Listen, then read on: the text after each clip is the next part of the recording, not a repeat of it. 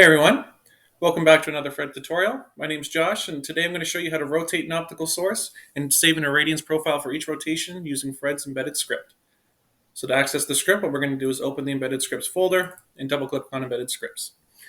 I'll just give a quick rundown of what this script is doing. So what we're doing is we're defining our optical source, which is being rotated, and then we're also defining our analysis surface, which is going to be saving the irradiance profiles. After we've done that, we're defining our starting and end angles as well as the number of steps. So here I'm going from negative 40 degrees to 40 degrees over the course of 10 steps. After we've done that, what we're doing is we're using the irradiance to iron function. So what this is doing is it's taking the irradiance functions and sending them and saving them to our analysis result folder. So to run the script, what we're going to do is come up to the top left, select run.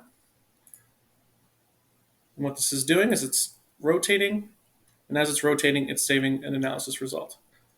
So here we'll take a look at one here, which seems to be in the middle, and we'll just take a look at another one at the end,